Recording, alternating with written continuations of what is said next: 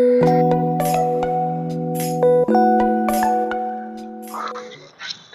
हैं सभी छात्र और छात्राएं।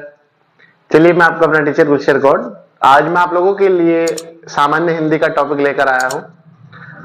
आज हमारा जो टॉपिक है वो है संधि, और संधि में आज हम आप लोगों को संधि नंबर 2 व्यंजन संधि कंप्लीट कराएंगे, क्योंकि हमने आपको संधि के 3 पार्ट कराए हैं। 4 पार्ट में हम टोटल कंप्लीट करेंगे, पार्ट 1 और पार्ट 2।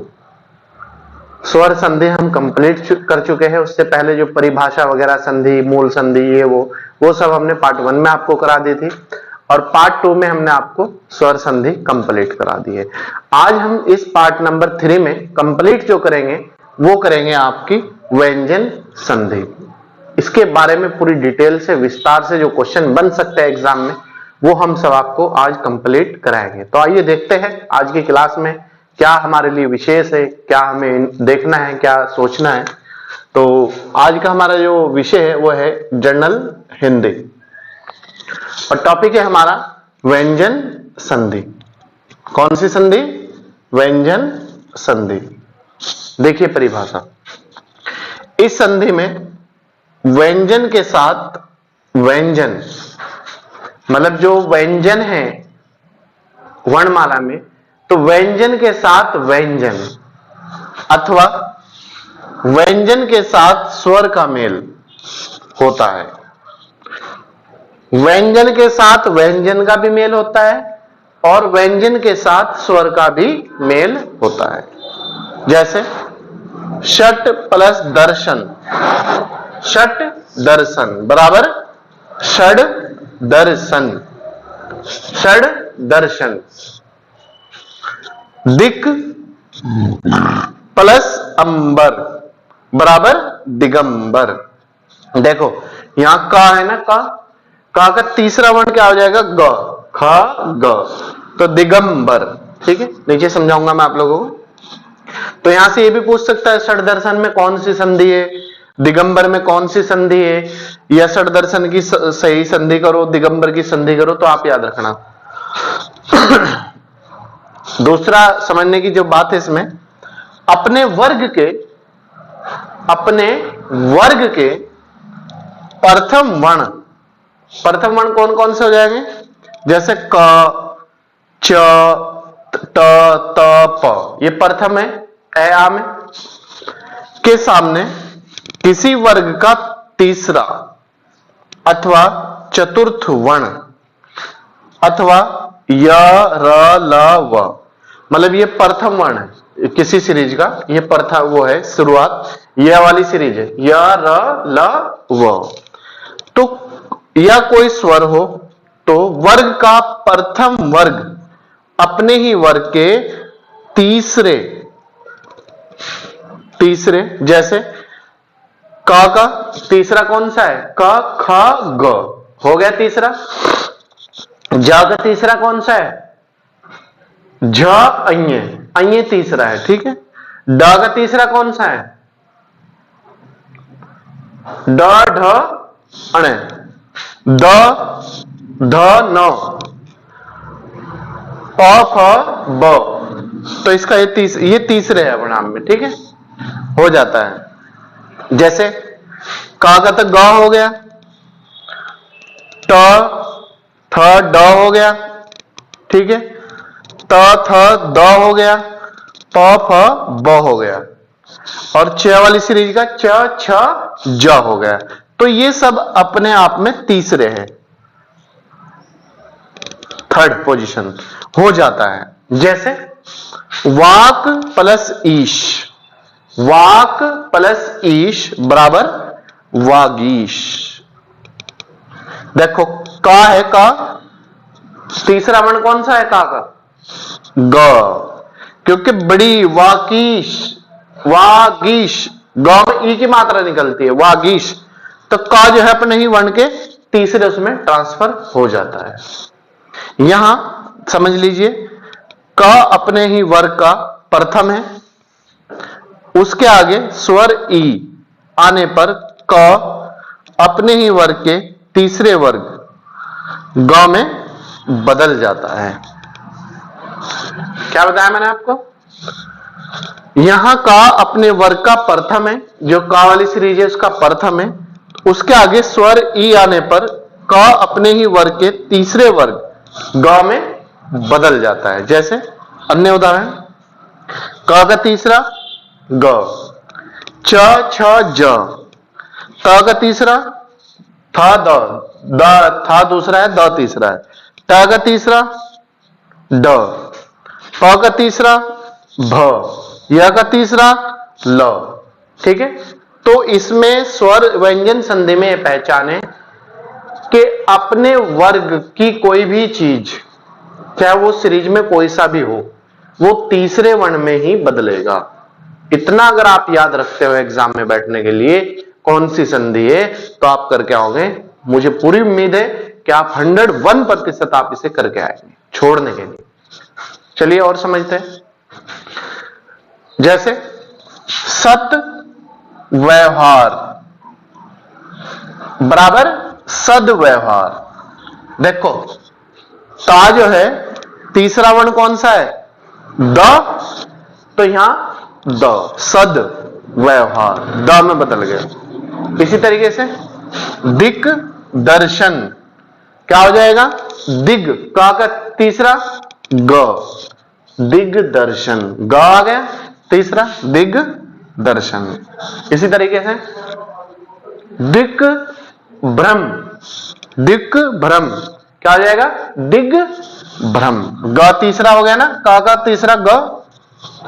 ऐसे ही वाक प्लस दत्ता, वाक प्लस दत्ता, तो का पहला है तो तीसरा कौन सा आ जाएगा? ग, वाग दत्ता। ऐसे ही सत प्लस चित, सच्चित प्लस आनंद, तो क्या हो जाएगा? सच्चिदानंद। देखो ता, ता का तीसरा कौन सा होगा? त थ द, तो इसमें कौन सा आ जाएगा? द, सच्चिदानंद।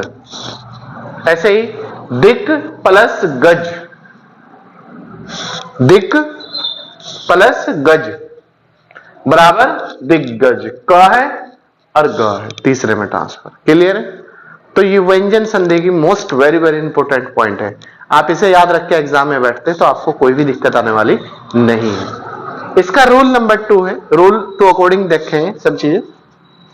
यदि वर्ग के पहले तीसरे व्यंजन के बाद कोई नासिक्य वर्ग का पांचवा वर्ग, जैसे ड, का पांचवा वर्ग कौन सा होता है? क ख ग घ ड, ड हो गया ना पांचवा। इसी तरीके से च का पांचवा अइया, इसका अणा न, इसका म। व्यंजन आ जाए तो वर्ग का पहला या तीसरा, जैसे अभी हमने पहला देखा क ख ग, तो तीसरा ग हो गया, पहला क हो गया। तो पहला या तीसरा वर्ग अपने ही वर्ग का नासिक्य हो जाता है, मतलब नासिक्य हो जाता है। जैसे वाक प्लस में, वाक प्लस म बराबर वार्ड में, तो पांचवें में बदल गया नहीं? रूल नंबर 2 में पांचवें में बदल गया, वाक में वार्ड में, क का पांचवा ड हो गया। क्लियर? ऐसे ही जगत प्लस नाथ बराबर जगन्नाथ, तो ता का पांचवा कौन सा हो जाएगा? ता था द ध न, तो ना आ गया नहीं इसमें, जगन्नाथ। क्लियर? इसी तरीके से सत प्लस मित्र बराबर सन्मित्र। इसी तरीके से चौथा वो है सत प्लस नारी, सत प्लस नारी बराबर सन्नारी। त का पांचवा त था द ध न हो गया पांचवा सन्नारी।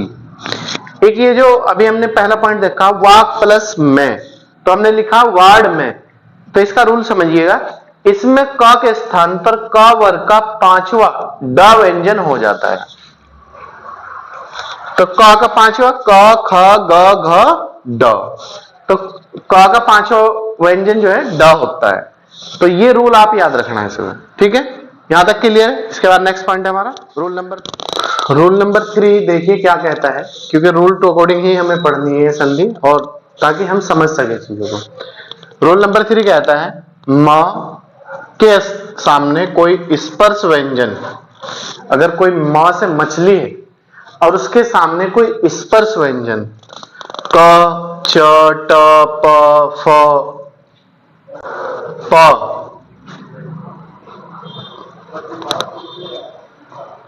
वर्ग के सभी व्यंजन, मतलब क, ख, ग, घ, ड, ढ, च, छ, ज, झ, ट, ठ, ड, ढ, प, फ, ब, भ, ठीक है, सभी व्यंजन अंतस्थ या ऊष्म आए तो म के स्थान पर अनुस्वर हो जाता है। अनुस्वर मतलब साइलेंट। तो एक बार फिर देख लीजिएगा, मोस्ट इंपोर्टेंट है।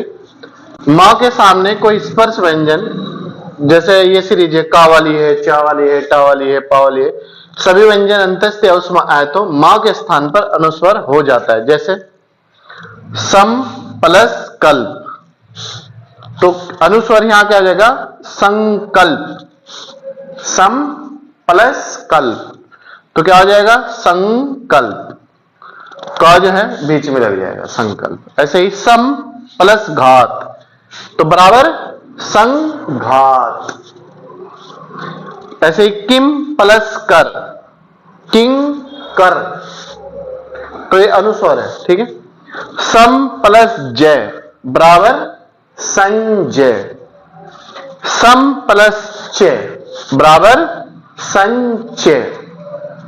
सम प्लस ध्या या बराबर संध्या।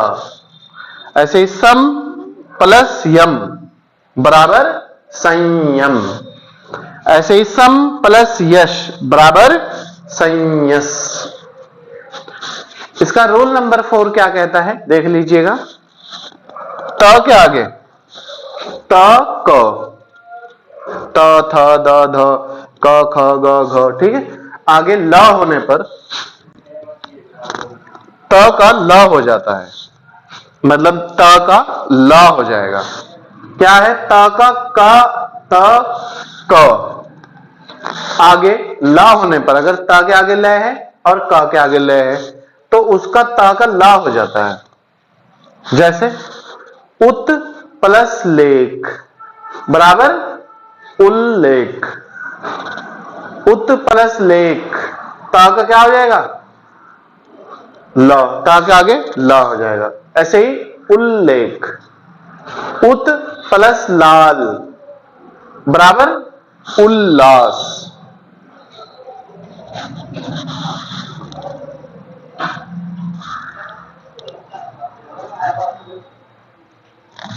ऐसे ही तत् प्लस लीन, तो ता है ना, तो ता के आगे ला लग जाएगा, बराबर तल्लीन। ला लग गया नहीं, तल्लीन। तो रूल नंबर 4 ये था। ऐसे ही रूल नंबर 5 है, किसी स्वर के बाद छ आए तब छ से पूर्व च का प्रयोग अनिवार्य है। जैसे किसी स्वर के बाद छ आए, छ से छतरी आए, तब छ से पूर्व, छ से पहले च का प्रयोग अनिवार्य हो जाता है, मतलब छ से पहले च जरूर लगेगा। जैसे अनु प्लस छेद, तो क्या हो जाएगा, अनु प्लस छेद बराबर अनुच्छेद। छ से पहले चा लग गया नहीं, आधा अनुच्छेद। तो याद रखना कौन सी संधि है इसमें, व्यंजन संधि, ठीक है, इनमें सब में व्यंजन संधि है। नेक्स्ट से दूसरा है वृक्ष प्लस छाया बराबर वृक्ष छाया। छ से पहले चा है, इसमें भी याद रखना, व्यंजन संधि वृक्ष छाया में। स्व प्लस छंद बराबर स्वच्छंद। छ से पहले यहां भी छ है, और कौन सी संधि है, व्यंजन संधि है। परि प्लस छेद बराबर परिच्छेद। च में छ लग जाएगा, परिच्छेद, ठीक। नेक्स्ट है रूल नंबर 6। त और द के सामने, त से तरबूज और द से दवात के सामने श आने पर त और द का च बनेगा। त और द का च बन जाता है और श, शंकर वाला श के स्थान पर छ विकल्प होगा। शंकर वाला श नहीं होने का तो वहां छ विकल्प हो जाएगा। जैसे सत प्लस शासन, सत प्लस शासन बराबर सच्छासन, क्योंकि इनने कहा स का छ विकल्प हो जाएगा। ठीक है। नेक्स्ट है शरद प्लस शशि बराबर शरच्छसी, शरच्छसी। ऐसे ही श्रीमत प्लस शंकर बराबर श्रीम शंकर। छ, इसमें भी छ है, देखो इसमें भी छ है। इसके बाद रूल नंबर नेक्स्ट है हमारा, रूल नंबर 6 है व्यंजन संधि का। यदि त या द के आगे ह से हल ह आए तो त द का, त द क द और ह का, एक मिनट रुकिएगा, का मतलब तय और द मिलके दोनों का द हो जाता है और है से हल का धा बन जाता है। उदाहरण के लिए याद रखना, मोस्ट इंपोर्टेंट पॉइंट है, यदि त या द के आगे है से हल आए, क्या तो तय के आगे आए या द के आगे आए, ठीक है, तो त द का द हो जाता है और ह का ध हो जाता है, ध से धनुष।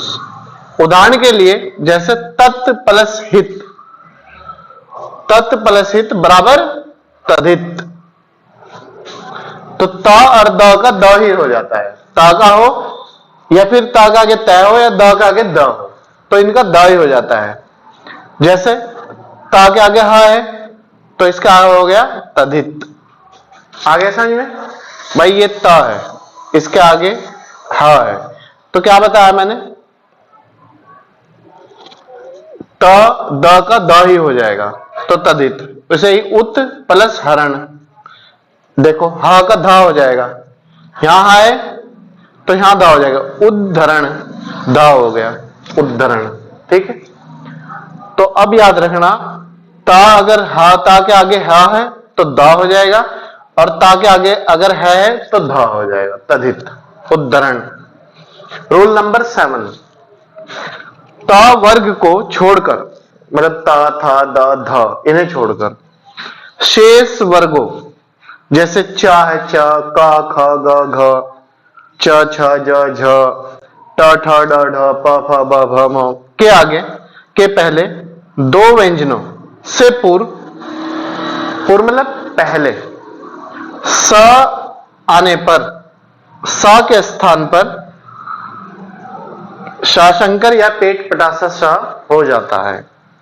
तो याद रखना, स के स्थान पर अगर सिंपल स है तो स के स्थान पर क्या तो बड़ा श आएगा या फिर पेट पटासा श आएगा, हो जाता है। जैसे दुस प्लस काल, देखो स है ना, तुम्हें क्या बताया, स आगे क्या तो बड़ा सा आएगा या पेट पटासा सा आएगा, बराबर दुष्काल, पेट पटासा सा आएगा दुष्काल। ऐसे ही दुष प्लस चरित्र बराबर दुष्चरित्र, बड़ा सा आ गया देखो, ठीक है। ऐसे ही निश प्लस पक्ष, तो क्या हो जाएगा, नस निष्पक्ष, निश हो जाएगा, ठीक है, निष्पक्ष, ठीक है, निष्पक्ष। ऐसे ही निस प्लस फल क्या हो जाएगा, निष्फल। क्लियर है, वेरी गुड। इसके बाद रूल नंबर 8 है, सभी वर्गों के अंतिम 3 व्यंजनों में से, सभी वर्गों के मतलब कोई भी वर्ग हो, अंतिम 3 व्यंजनों में से, जैसे ये है क ख ग, घ, ड, ये 3 अंतिम व्यंजन। ठीक है, व्यंजनों में से किसी के पूर्व स आने से स के स्थान पर र हो जाता है। मतलब जैसे क है, ये है ग, ग के आगे अगर स है तो ग और स ग, तो क्या हो जाएगा, रा हो जाएगा। ऐसे ही स घ है तो रा हो जाएगा। ऐसे ही स ड है तब भी रा हो जाएगा। ठीक है, किसी के पूर्व स आने से स के स्थान पर र हो जाता है। जैसे निस प्लस गुण, निस प्लस गुण बराबर निर्गुण। ठीक है, रा हो गया ना, निर्गुण। ऐसे ही दुस प्लस नाम बराबर दुर्नाम। ऐसे ही दुस प्लस भाग्य बराबर दुर्भाग्य। ऐसे ही निस प्लस मल बराबर निर्मल। क्लियर है? रूल नंबर 9, ये रूल नंबर 8 था और ये 9 है, और ये रूल नंबर 7 है हमारा। ठीक, इसमें देखो श शंकर, स के पूर्व स का श होगा। स के पूर्व अगर ये वाला स है का श होगा। क्लियर है? अगर बड़ा सा से पहले छोटा सा है तो उससे पहले बाद में श हो जाएगा। जैसे दुशासन, देखो सा से पहले छोटा सा है ना, बराबर दुशासन, बड़ा सा आ गया दुशासन। ऐसे ही दुष प्लस शील, छोटा सा और बड़ा सा, बड़ा सा से पहले छोटा सा है तो क्या हो जाएगा, दुष्शील। क्लियर है? अब रूल नंबर 10 है, त या द के बाद, क्या था, त के बाद या द के बाद ज या झ हो तो क्या, तो त के बाद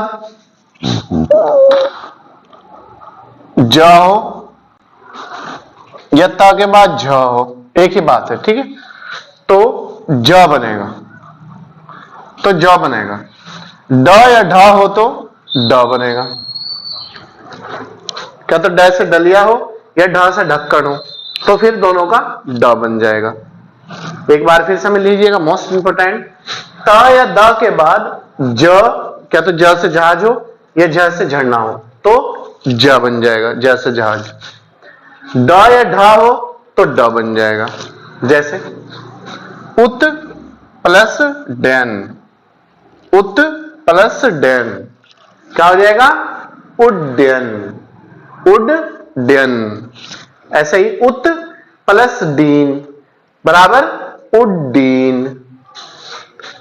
तो ड आ गया नहीं, ड है ना, ड या ढ हो तो ड ही बनेगा। यहां भी ड है तो यहां भी ड ही बनेगा। ऐसे ही यावत प्लस जीवन, या जीवन, यह बन गया देखो ज। ठीक है, क्योंकि यहां बताया था त या द के बाद झ हो तो, या के बाद झ है। ठीक है, तो क्या बन जाएगा, या जीवन। ऐसे ही महत प्लस झंझा बराबर मह झंझा। क्लियर है? Rule number 10। रूल नंबर 11 है हमारा, देखिए मोस्ट इंपोर्टेंट, यदि अनुस्वर के बाद, अगर कोई अनुस्वर है उसके बाद स्वर आए तो अनुस्वर का म हो जाता है। जैसे स प्लस आचार, स प्लस आचार बराबर समाचार, मां बन गया। ऐसे ही स प्लस रिद्धि बराबर समृद्धि। तो ये रूल नंबर 11 तक हमारा जो व्यंजन संधि है, इसमें मैंने आपको रूल 11 बताए हैं। और आप अगर इन्हें बहुत अच्छी तरीके से पढ़ लेते हैं, सुन लेते हैं और एक बार अपने नोट्स बना लेते हैं, तो आप यकीन मानिएगा इन्हीं में से आप कोई भी पेपर उठा के देख लीजिएगा, अब तक इसके ही इर्द गिर्द क्वेश्चन घूम रहे हैं पूरे, किसी में भी, चाहे वो सीटेट का एग्जाम हो, टेट का हो, ग्रुप सी का हो, पुलिस का हो। कहने का मकसद ये है जिसमें भी हिंदी आपकी आती है उसके लिए मोस्ट इंपोर्टेंट क्लास।